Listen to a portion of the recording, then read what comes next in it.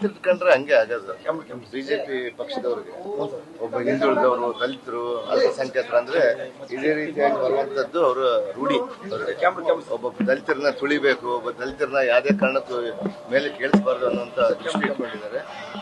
ಈಗಾಗಲೇ ಕೂಡ ಅವರೆಲ್ಲ ಕೂಡ ಹೋರಾಟ ಮಾಡ್ತಾರೆ. ಅದಕ್ಕೆ ನಾವು ದಿಟ್ಟ ಉತ್ತರವನ್ನು ಕೊಡ್ಲಿಕ್ಕೆ ಸದನದಲ್ಲಿ ನಾವು ಉತ್ತರ ಕೊಡ್ತೀವಿ. ರಾಜೀನಾಮೆ ಪಡೆಯುವವರೆಗೂ ಕೂಡ ಸದನ ನಡೆಯಕ್ಕೆ ಬಿಡಲ್ಲ. ನಾವು ನಮ್ಮ ಮುಖ್ಯಮಂತ್ರಿ ಅವರು ಇದಕ್ಕೆಲ್ಲ ಉತ್ತರ ಕೊಟ್ಟಿದ್ದಾರೆ. ಆಗ್ಲೇ ಡೆಲ್ಲಿಯಿಂದ ಹಿಡಿದು ಬೆಂಗಳೂರುವರೆಗೂ ಕೂಡ ಕೊಟ್ಟಿದ್ದಾರೆ ಯಾವ ರೀತಿ ಮಾಡ್ಬೇಕಂತ ಹೇಳಿ. ನಾವು ಸಜ್ಜಾಗ್ತೀವಿ. ಅವರು ವಿರೋಧ ಪಕ್ಷದವರು ಅವ್ರದ್ದು ಒಂದು ಕರ್ತವ್ಯ ಅವ್ರದ್ದು ಕೂಡ ನಮ್ಮನ್ನ ಈ ರೀತಿ ಮಾಡೋಂಥದ್ದು, ಇಕ್ಕಟ್ಟಿಗೆ ಸಿಲ್ಸೋದು ಅವ್ರದೆಲ್ಲ ಕೂಡ ಇದೇ ರೀತಿಯಾಗಿ ಮಾಡ್ತಾ ಇರ್ತಾರೆ. ಅದಕ್ಕೆಲ್ಲ ತಕ್ಕ ಉತ್ತರವನ್ನು ನಾವು ಸದನದಲ್ಲಿ ಕೊಡ್ತೀವಿ. ಮುಖ್ಯಮಂತ್ರಿ ಒಬ್ಬರೇ ಅಲ್ಲ, ನಮ್ಮ ಎಲ್ಲಾ ಸಂಪುಟ ಸಭೆ ಮಂತ್ರಿಗಳು ಎಲ್ಲರೂ ಕೂಡ ಅದಕ್ಕೆ ತಕ್ಕ ಉತ್ತರ ಕೊಡ್ತೀವಿ. ಅದ್ರ ಜೊತೆಗೆ ನಮ್ಮ ಎಲ್ಲಾ ಶಾಸಕರು ಸೇರಿ ಒಟ್ಟಾಗಿ ಬಳ್ಳಾರಿ ಲೀಡರ್ಸ್ಗಳು, ಬಿಜೆಪಿ ಲೀಡರ್ಸ್ಗಳು ಇಲ್ಲ ಅಂತ ಸಂದರ್ಭ ಇಲ್ಲ. ನಮ್ಮ ಪಕ್ಷದ ನಮ್ಮ ಸಿದ್ಧಾಂತಗಳು, ನಾವು ಸಿದ್ಧಾಂತಗಳನ್ನ ಇಟ್ಕೊಂಡು ಹೋರಾಟ ಮಾಡೋರು. ನಮ್ಮ ಸಿದ್ಧಾಂತಗಳನ್ನ ನಾವು ಹಿಂದುಳಿದವರು, ದಲಿತರು, ಅಲ್ಪಸಂಖ್ಯಾತರು ಮತ್ತು ಸರ್ವ ಜನಾಂಗದವ್ರನ್ನ ನಾವು ಚೆನ್ನಾಗಿ ನೋಡ್ಕೊಂಡು ಹೋಗಂತವ್ರು ಇವತ್ತು ನಮ್ಮ ಕರ್ನಾಟಕದಲ್ಲೆಲ್ಲ ಇಡೀ ದೇಶದಲ್ಲ ಮಾಡ್ತಾ ಇದ್ದಾರೆ. ಇದಕ್ಕೆ ಜನಕ್ಕೆ ಬೆಂಬಲ ಕೊಡ್ತಾ ಇದ್ದಾರೆ. ಅದಕ್ಕೆ ಅದನ್ನ ನೋಡಿ ಸಹಿಸಿಕೊಳ್ಳಾರ್ದೇ ಬಿಜೆಪಿ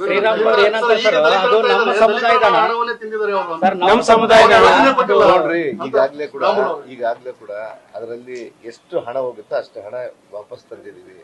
ಅವತ್ತು ನಾನು ಮಂತ್ರಿಯಾಗಿದ್ದಾಗ ಕೂಡ ಅದು ಯಾವ ರೀತಿ ಪೋಲ್ ಆಗಿದೆ ಅಂತ ಹೇಳಿ ಇಡೀ ಪ್ರಪಂಚಕ್ಕೆ ಗೊತ್ತಾಗಿದೆ. ಅದರ ಜೊತೆಗೆ ಇವತ್ತು ಪ್ರಕರಣ ಎಲ್ಲ ನ್ಯಾಯಾಲಯದಲ್ಲಿದೆ. ನಾನು ಅಲ್ಲಿ ಹೋಗಿ ಹೋರಾಟ ಬರ್ತೀನಿ. ನಾನು ಬರೀ ನನ್ನ ಮೇಲೆ ಜಸ್ಟ್ ಅಪಾದನೆ ಹಾಕಿದ್ದಾರೆ ಅವರು.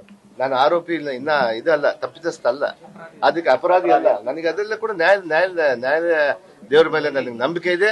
ಅದರಲ್ಲಿ ಮುಕ್ತವಾಗಿ ಬರ್ತೀನಿ ಅಂತ ನಂಬಿಕೆ ಕೂಡ ಇದೆ. ಇಲ್ಲ, ಪ್ರತಿ ಸಂದರ್ಭದಲ್ಲಿ ಕೂಡ ನಾನು ದೆಹಲಿಗೆ ಹೋದಾಗೆಲ್ಲ ಕೂಡ ನಾನು ಪರ್ಮಿಷನ್ ತಗೊಂಡೇ ಹೋಗಿದ್ದೀನಿ. ಅವ್ರ ಗಮನಕ್ಕಿಲ್ಲ ಅದು. ನಮ್ಮ ವಿರೋಧ ಪಕ್ಷದವರು, ನಮ್ಮ ಅವ್ರಂತ ಹೇಳಲ್ಲ, ಬಿಜೆಪಿ ಪಕ್ಷದವ್ರು ಇಲ್ಲ.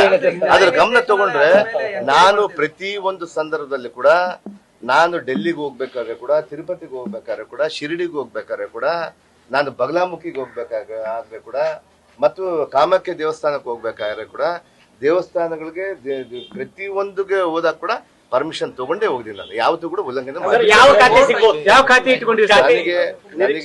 ನನಗೆ ಈಗಾಗ್ಲೇ ಕೂಡ ನೋಡಿ, ನನಗೆ ಈ ಕೇಸಿನ ಬಗ್ಗೆ ಕೂಡ ಈಗಾಗ್ಲೇ ಕೂಡ ನ್ಯಾಯಾಲಯದಲ್ಲಿ ಕೂಡ ತಡೆಯಾಜ್ಞೆ ಕೂಡ ಕೊಟ್ಟಿದ್ದೀನಿ, ಕಾಯ್ದೆ ಮಾಧ್ಯಮದಲ್ಲಿ ತಗೊಂಡಿದ್ದೀನಿ.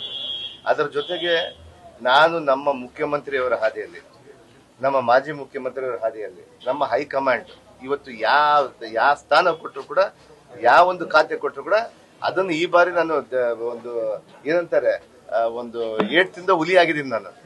ಈ ಬಾರಿ ನೀವೆಲ್ಲ ನೋಡ್ತೀರಿ, ನಾನು ಮಾಧ್ಯಮದವ್ರಿಗೆ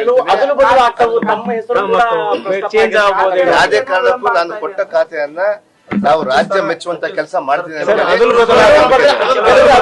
ಅದು ಗೊತ್ತಿಲ್ಲ ನನಗೆಲ್ಲ, ಅದೆಲ್ಲ ಗೊತ್ತಿಲ್ಲ ರೀ. ಅದ್ರ ನಾವು ಅದು ಊಹಾಪೋಹಗಳು ಇರ್ಬೋದು. ನಮ್ಮ ಹೈಕಮಾಂಡ್ ನಮ್ಮ ದೃಷ್ಟಿಯಲ್ಲಿ ಈಗಾಗಲೇ ಕೂಡ ನಮ್ಮ ಹೈಕಮಾಂಡ್ ನಿರ್ಧಾರದಲ್ಲಿ ಕ್ಯಾಬಿನೆಟ್ ಅನ್ನು ಎದಕ್ಕೆ ಈ ಸಲುವಾಗಿ ಈ ರೀತಿಯಾಗಿ ಮಾಡ್ಬೇಕನ್ನೋದನ್ನೆಲ್ಲ ಕೂಡ ಈಗ ಯಾವುದೇ ಸುದ್ದಿಯ ಅಪ್ಡೇಟ್ ಅನ್ನ ಮಿಸ್ ಮಾಡ್ಕೊಳ್ಬಾರ್ದು ಅಂದ್ರೆ ಈಗ್ಲೇ ಒನ್ ಇಂಡಿಯಾವನ್ನ ಸಬ್ಸ್ಕ್ರೈಬ್ ಮಾಡಿ. ನಿಮಗೆ ಬೇಕಾದ ಭಾಷೆಯಲ್ಲಿ ಎಲ್ಲಾ ಸುದ್ದಿ ತಿಳಿಬೇಕು ಅಂದ್ರೆ ಒನ್ ಇಂಡಿಯಾ ಆಪ್ ಅನ್ನ ಡೌನ್ಲೋಡ್ ಮಾಡ್ಕೊಳ್ಳಿ.